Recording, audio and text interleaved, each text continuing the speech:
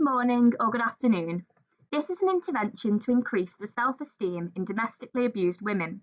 The current intervention will work at an indicated level as the target population will consist of people who have been victim of domestic abuse and as a result suffer from low self-esteem. This intervention is particularly relevant following the reintroduction of the Domestic Abuse Bill in 2020, which aimed to empower and protect victims of domestic abuse. Domestic abuse is any violence between a current or former partner, and this violence can be emotional, sexual, physical, or financial. As you can see on the graph at the top of the screen, the majority of abuse is reported by a partner. However, domestic abuse can occur at all family levels.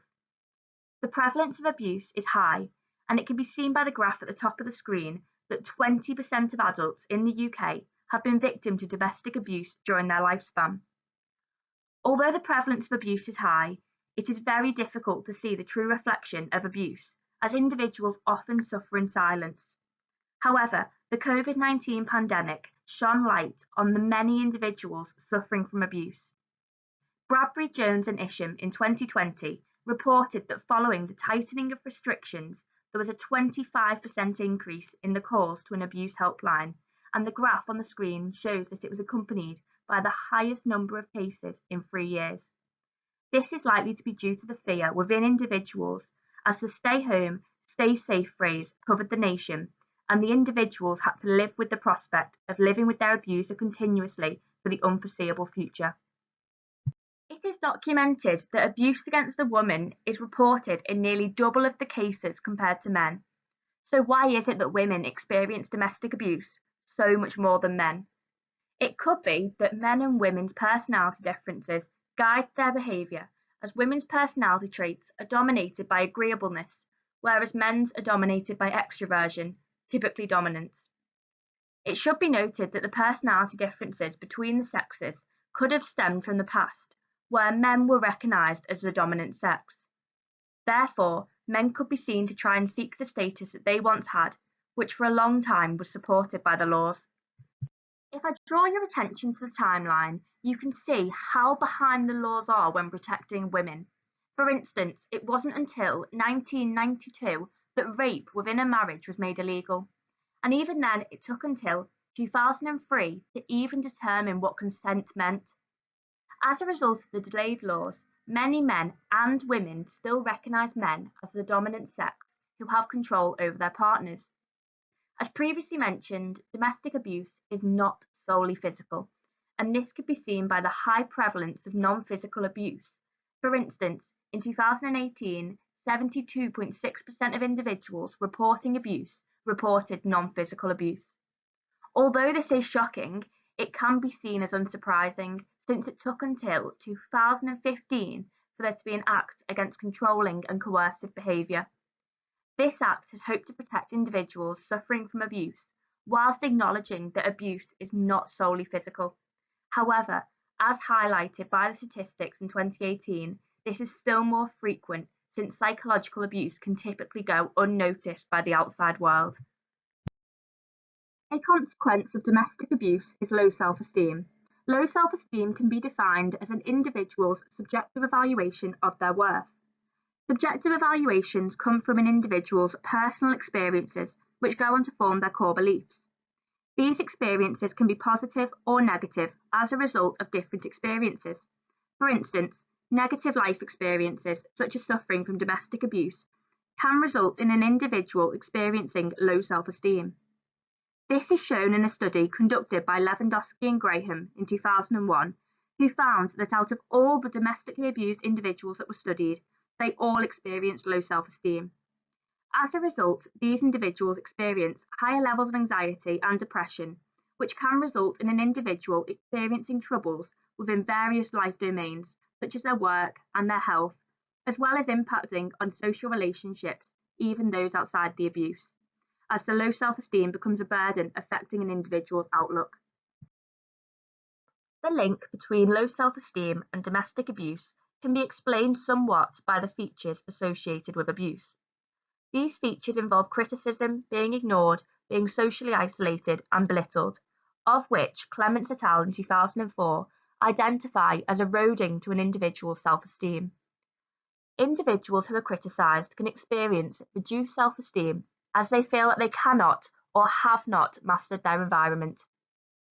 Another psychological aspect of domestic abuse can involve individuals being ignored by the abuser.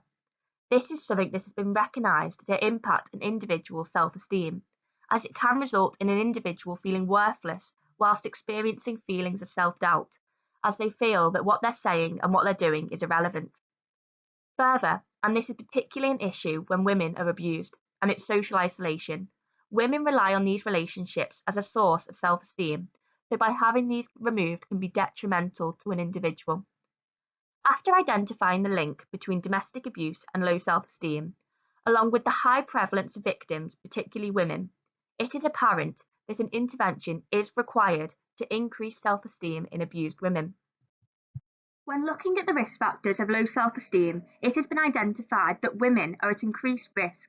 This could be due to the personality traits that were previously mentioned or the negative portrayal of the social group women. As mentioned, victims of abuse also are at increased risk.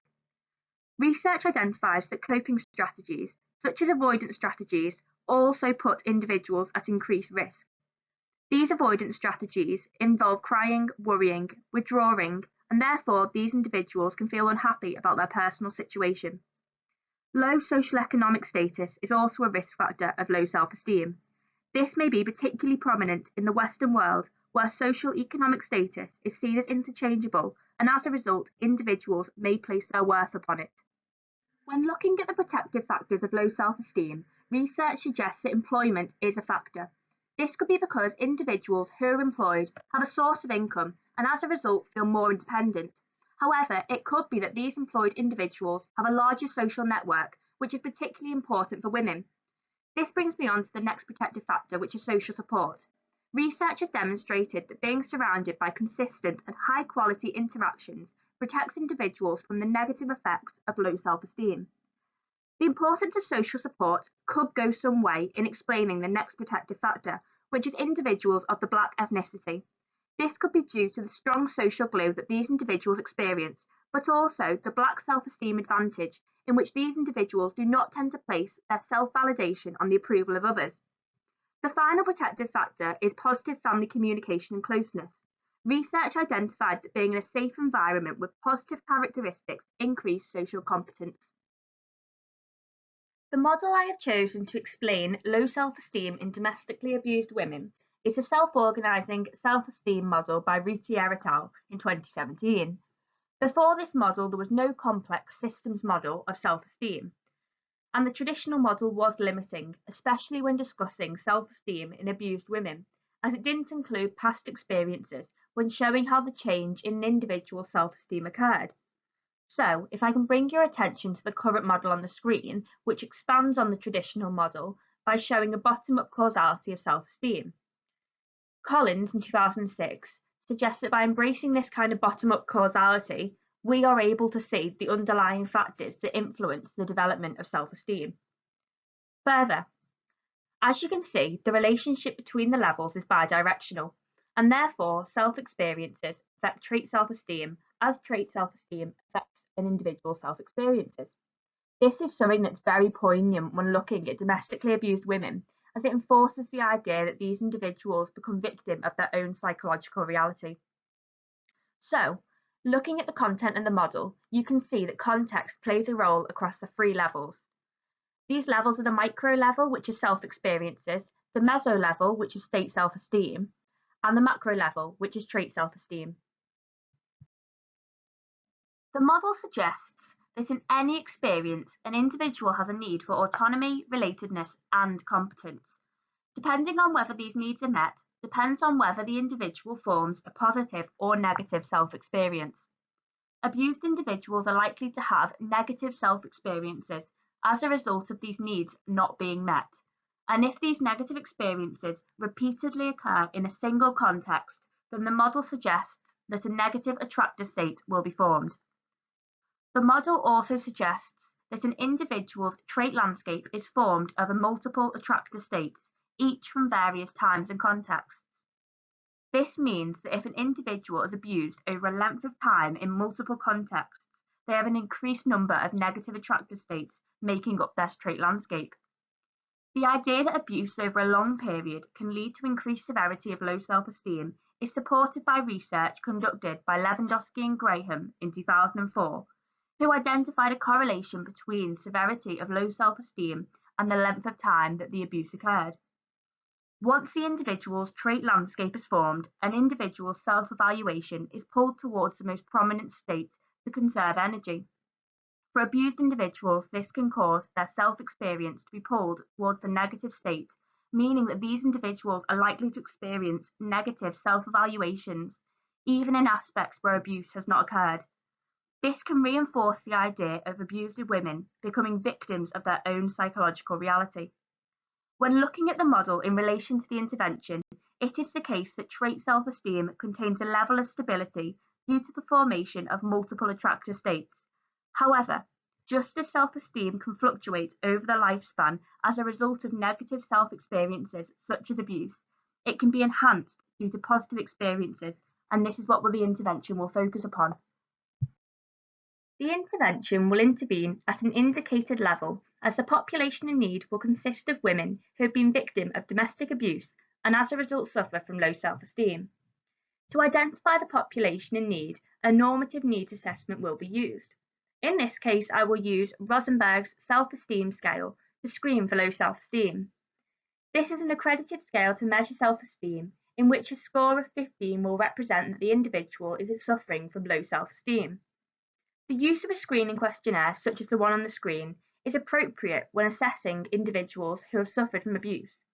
This is because abused women report feelings of shame and as a result may be less likely to disclose information.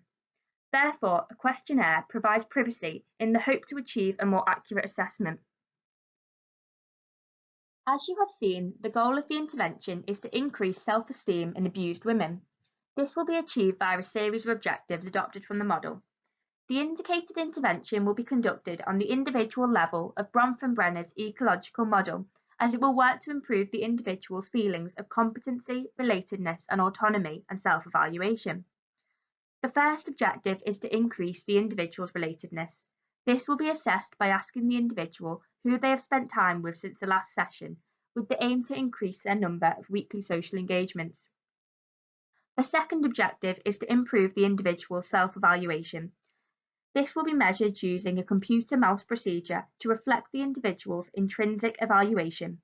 The desired outcome is to increase the individual's positive intrinsic states. The third objective is to increase the individual's autonomy. This will be assessed using the autonomy subscale in the basic psychological needs scale, with the desired outcome to increase the score. The final objective is to increase the individual's competence, and this will be measured using the general self-efficacy scale, and the desired outcome again is to increase the individual score. Here you can see the subscale within the basic psychological needs scale, and this will be used to measure an individual's autonomy. The other scale is the general self-efficacy scale, and this will be used to measure an individual's competence. When conducting a functional analysis on low self-esteem, various antecedents were identified. For instance, having poor coping skills, experiencing abuse, having a low socioeconomic status, and being a woman. As a result of developing low self-esteem, individuals are more likely to experience mental health problems such as depression, anxiety, and other psychiatric disorders, as well as being more likely to continue an abusive relationship. This could be a result of poor coping skills, such as avoidance strategies, in which an individual may be more likely to not confront a situation. As you can see from the table, the functional analysis identifies that low self-esteem is due to poor coping skills, abuse, and low socioeconomic status, as well as being a woman. The development of low self-esteem then increases mental health problems and perpetuates an abusive relationship as individuals find it harder to leave. Consequently, individuals can often be seen to struggle with low self-esteem for a long time as a result of self-defeating behaviours, dysfunctional assumptions about themselves and others, as well as having poor coping skills to deal with low self-esteem and continuing to live with abuse, all of which reinforce low self-esteem within an individual. Thank you for listening. The next couple of slides will consist of some references.